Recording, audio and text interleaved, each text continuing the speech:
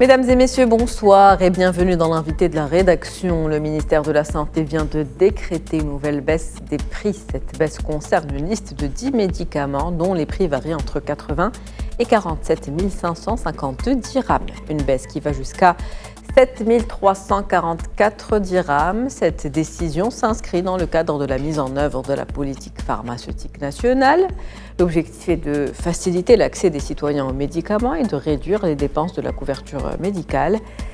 Près de 4 mois après l'exonération de la TVA sur les médicaments entrée en vigueur le 1er janvier 2024. Cette baisse tarifaire cible en priorité les médicaments coûteux utilisés notamment dans le cadre du traitement contre le cancer. Et c'est cette baisse des prix des médicaments, on en parle ce soir avec mon invité Abdelmejid Belaiche. Vous êtes analyste en marché pharmaceutique et chercheur en pharmacoéconomie et économie des produits de santé. Bonsoir. Bonsoir et merci pour l'invitation. C'est un plaisir de vous avoir à nouveau avec nous sur ce plateau. Alors, cette baisse de médicaments, donc, elle est sortie au bulletin officiel le 8 avril. Que pouvez-vous nous dire sur cette baisse? Quels médicaments sont aujourd'hui concernés? Alors tout d'abord, je rappelle que ce n'est pas la première liste, que depuis 2014, où a été mis en place le nouveau décret de fixation de prix des médicaments, il y a plus d'une soixantaine de décrets. Donc ça sort régulièrement au cours des années, des listes dans le bulletin officiel. Et en général, c'est deux listes. Une liste des nouveaux médicaments qui sont rentrés dans le marché avec leur prix, prix public de vente et prix hospitalier. Et à côté, une liste des révisions de prix. Et avant, on parlait de baisse de prix, mais non, le terme le plus juste, c'est révision de prix, parce que nous avons voir qu'il y a deux médicaments qui ont augmenté de prix. Je vais expliquer après pourquoi. On va en parler tout à l'heure. Oui. Alors, ces baisses sont-elles, rien que cette année, on est au troisième, pratiquement depuis le début de l'année, le troisième décret de bulletin qui parle des prix des médicaments. Alors, est-ce que les baisses sont importantes? Oui. Quand je vois un produit qui a baissé de 7 344 dirhams sur les 47 000 dirhams, c'est important, c'est des baisses importantes. Comme il y a des baisses non significatives, je citerai un produit qui a baissé de 1 dirham sur les 19 000 dirhams qu'il coûte, ça représente 0,01%.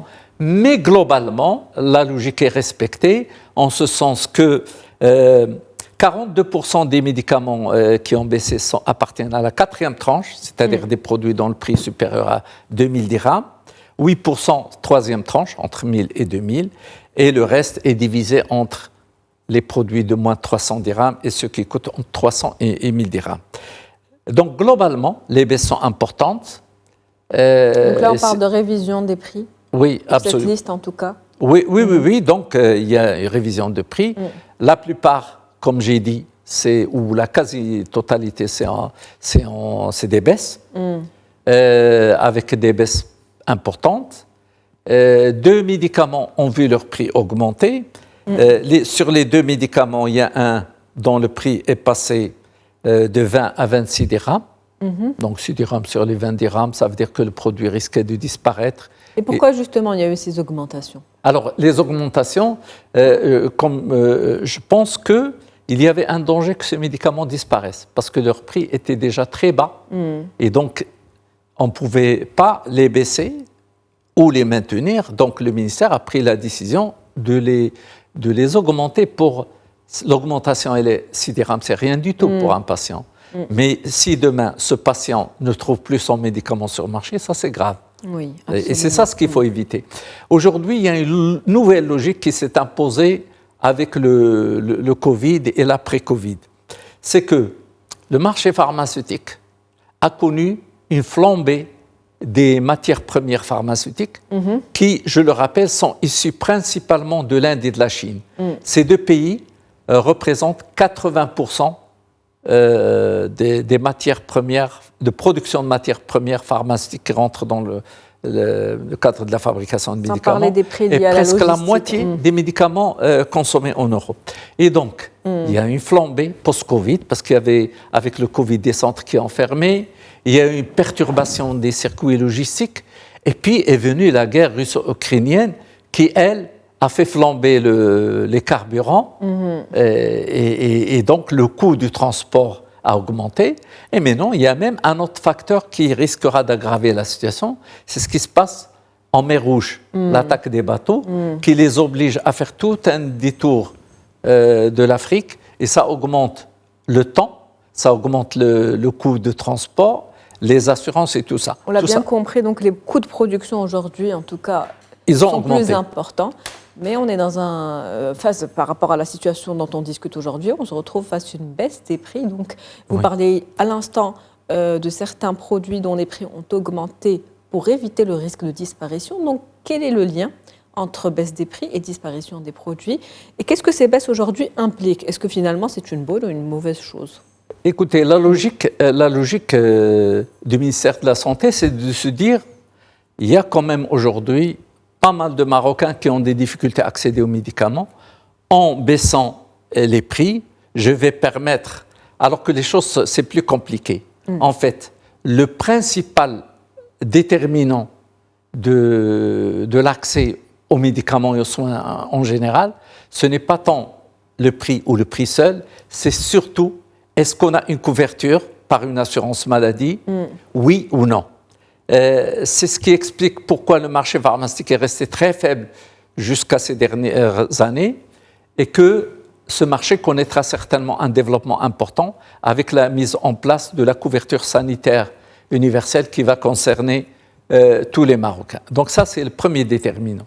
Mais non au niveau des prix. Alors les produits qui ont tendance à disparaître, c'est les produits à bas prix qui sont à la limite de la rentabilité. Comme on ne peut pas obliger un industriel à fabriquer à perte, il arrive à un moment, il dit je ne peux plus continuer dans cette voie. Et donc, c'est un phénomène qui n'est pas propre au Maroc. On a vu des pays comme la Turquie, où c'était vraiment, ça atteint des proportions incroyables. Et nous avons vu qu'en Europe, il envisage même d'augmenter le prix des médicaments pour assurer la souveraineté sanitaire et la souveraineté pharmaceutique. Donc ça, on est dans cette logique-là. Alors, mais non, les médicaments doivent être traités cas par cas.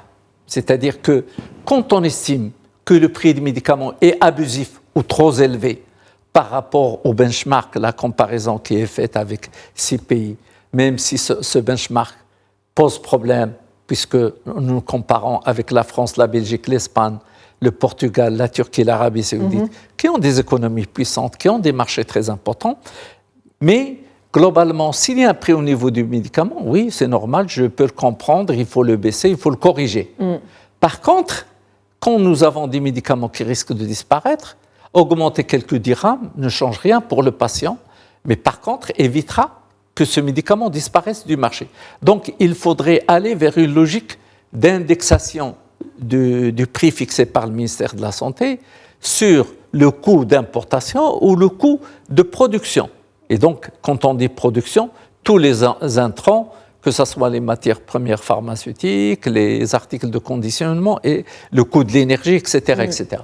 Donc, c'est ça la logique. Alors, il y a un point très important sur lequel on ne peut pas passer, c'est l'exonération de la TVA, qui a concerné un volume qui représente 85% des médicaments consommés au Maroc. C'est énorme. C'est conséquent. C'est énorme. C'est un gain pour les patients et pour les caisses d'assurance maladie de 1 milliard de dirhams par an. Donc ce n'est pas rien. C'est une très bonne décision et d'ailleurs, on n'a pas cessé de le demander depuis plus d'une décennie. C'est plus logique. Là, on est dans une bonne logique de médicaments à 0%. Tout en posant le problème des dispositifs médicaux qui sont malheureusement aujourd'hui à 20% de TVA. Voilà. Donc, le patient n'a pas à payer la TVA sur le malheur. Il peut le payer quand il achète des produits de luxe, mais pas sur la santé. Tout à fait, tout à fait. Justement, comment ces fluctuations de prix pourraient-elles aujourd'hui influencer l'industrie pharmaceutique au Maroc, et notamment son évolution? Alors, c'est très complexe.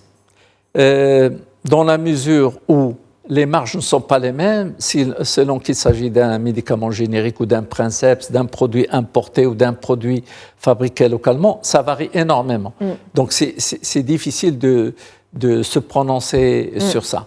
Disons que l'industrie, ce qui est important pour elle, c'est déjà que le volume de consommation qui est très faible, qui est aux alentours de entre 500 et 600 dirhams par personne par an, même pas 12 boîtes par personne par an.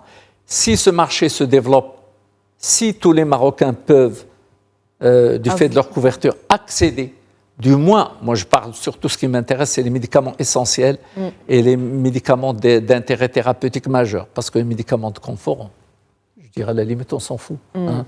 Ça, c'est pas ce qui pose problème.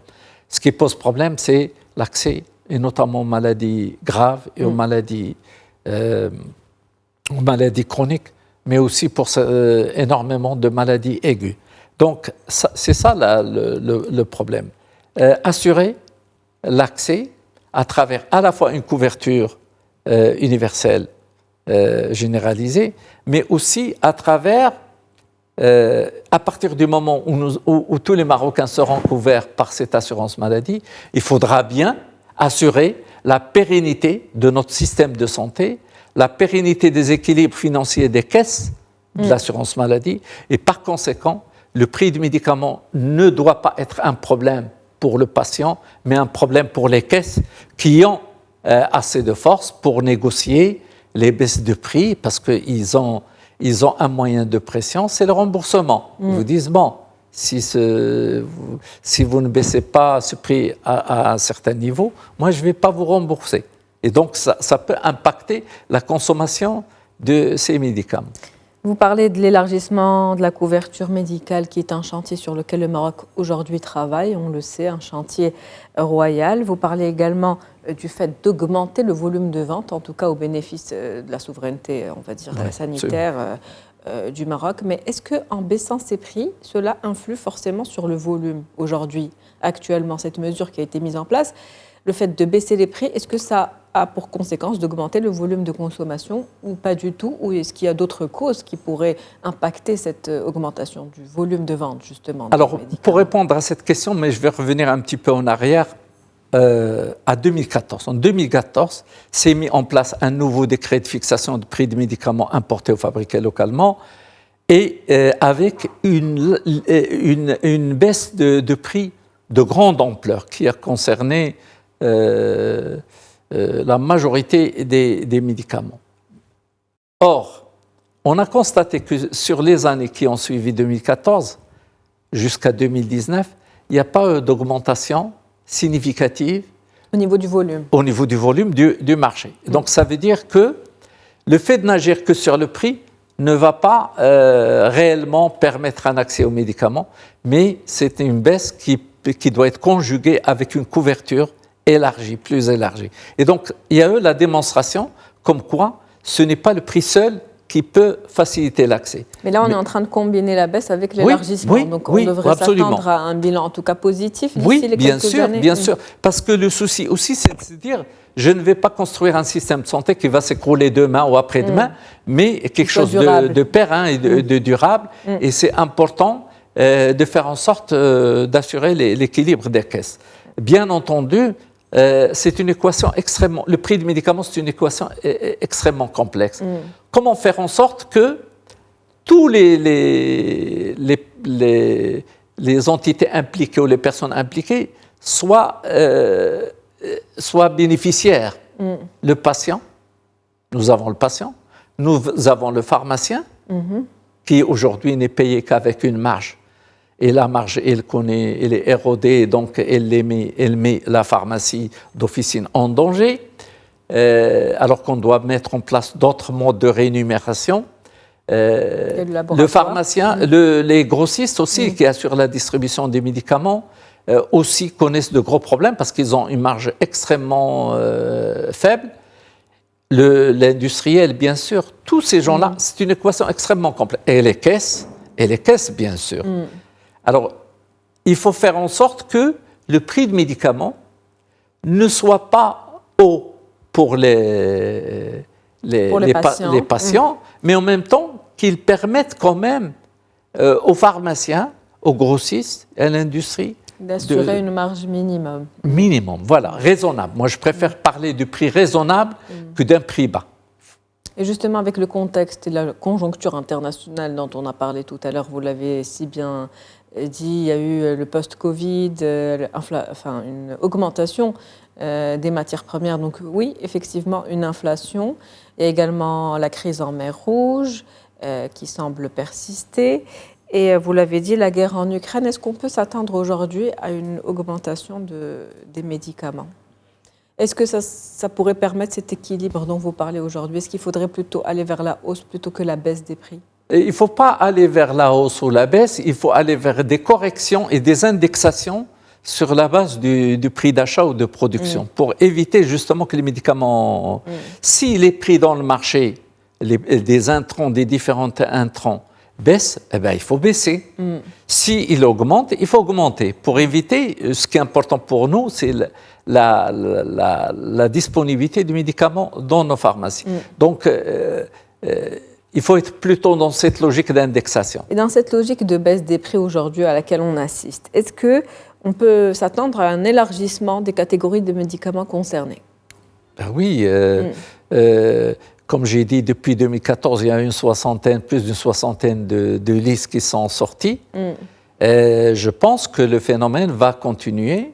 Il ne faut pas s'enfermer dans une logique de baisse, mais être en mesure, selon le cas, de baisser ou d'augmenter le prix ou de le maintenir. Et comment aujourd'hui le gouvernement, on va dire les autorités, prévoient d'évaluer l'efficacité de ces stratégies à long terme ?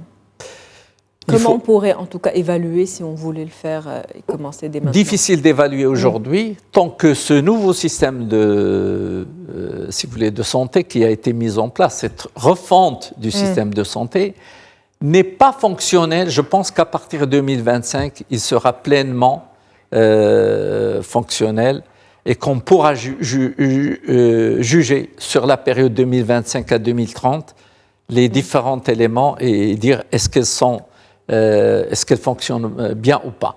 Aujourd'hui, non, c'est trop tôt pour juger. Il est donc trop tôt pour juger, mais en tout cas, pour arriver à cette souveraineté sanitaire aujourd'hui pour le Maroc, pour pouvoir aussi se protéger contre les chocs extérieurs, ce qui est clair, c'est qu'il faut miser sur la production locale. Absolument. S'affranchir en tout cas des importations et de la dépendance vers les autres pays.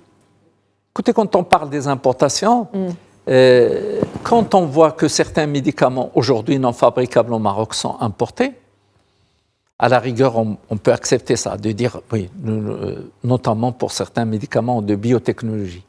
Mais même sur ça, il faut travailler pour faire en sorte que cette biotechnologie, qu'on arrive à la maîtriser et qu'on arrive à fabriquer des médicaments biotechnologiques.